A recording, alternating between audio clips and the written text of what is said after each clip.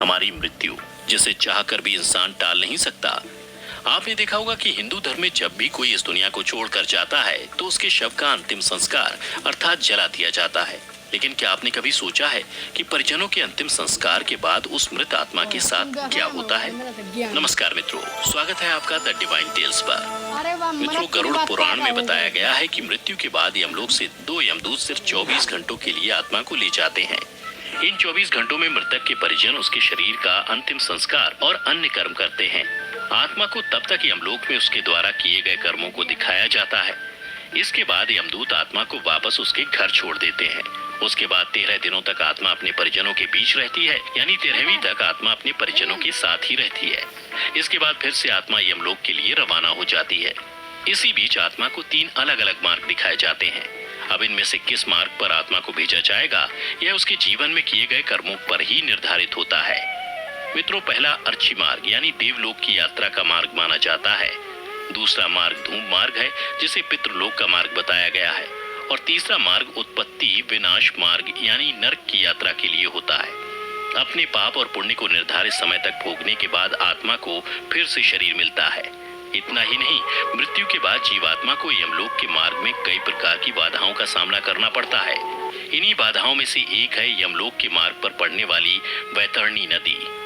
ऐसा माना जाता है कि पुण्य आत्मा तो इस नदी को बड़ी ही आसानी से पार कर लेती है, लेकिन पापी आत्मा इस नदी में बुरी तरह प्रताड़ित होती है। गरुड़ पुराण में बताया गया है कि पक्षीराज गरुड़ श्री हरि से पूछते हैं कि हे प्रभु, मृत्यु लोक और यमलोक के बीच जो वैतरणी नदी स्थित है, उससे जीवात्मा का क्या संबंध है और उसे इस नदी से कैसी सजा भुगतनी पड़ती है? जिसके जवाब में भगवान श्री हरि ने कहा कि हे गरुड़, जो भी पापी आत्मा इस नदी में प्रवेश करती है वो रक्त रूपी जल पात्र में रखे घी की तरह खौली जाती है। इस नदी का रक्त रूपी जल कीटाणुओं और वज्र के समान सूंड वाले जीवों से भरा रहता है। साथ ही यह नदी घड़ियाल, मगरमच्छ और इनके ही जैसे अनेक हिंसक और मांस भक्षण जलचरों से भरी हुई है। नदी में जैसे ही पापी आत्मा का प्रवेश होता है, वो 12 सूर्य की गर्मी के समतुल्य तपने लगती है। उससे उस महाताप में पापी चिल्लाते हुए करुण विलाप करने लगता है। जब ताप उससे बर्दाश्त नहीं होता, तब वह दुरात्मा उस भयंकर रक्त रूपी जल में डुबकी लगाने लगती है। मित्रों, जिन लोगों ने अपने जीवन में पाप किए होते हैं, उन्हें नरक भेजा जाता है।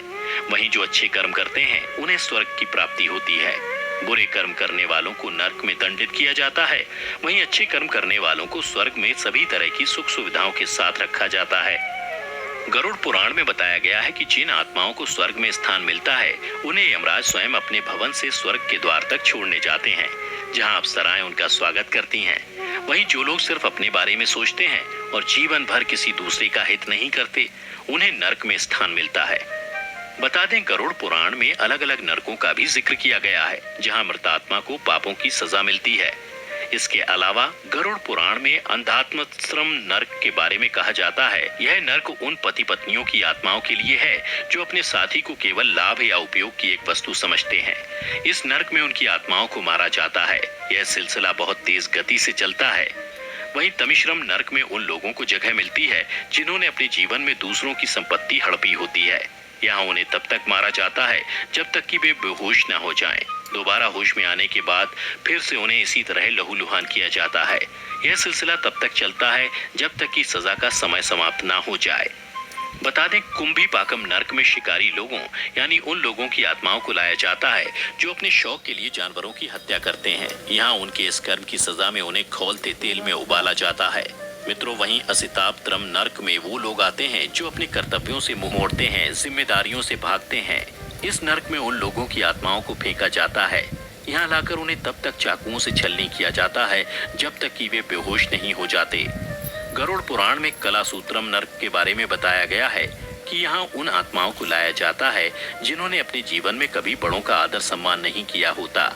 इस नरक में बुरे कर्मों की सजा देने के लिए अधिक गर्मी में तब तक रखा जाता है जब तक उनकी सजा की सीमा समाप्त नहीं हो जाती। तो मित्रों, आपने देखा कि अंतिम संस्कार के बाद आत्मा के साथ क्या क्या होता है। इसके साथ ही आपने देखा कि आत्मा को किस हिसाब से स्वर्ग या नरक में स्थान मिलता है। आज की इस वीडियो में बस इतना ही। हम उम्मीद करते हैं कि हमारी वीडियो के जरिए आपको कई सवालों के जवाब मिल गए होंगे। अगर ये वीडियो पसंद आई हो तो इसे लाइक और शेयर जरूर कीजिएगा। अगर आपने हमारे चैनल को सब्सक्राइब नहीं किया है तो जरूर करिए। इसके साथ ही मुझे दें इजाजत, और हाँ, वीडियो को अंत तक देखने के लिए आपका बहुत बहुत शुक्रिया।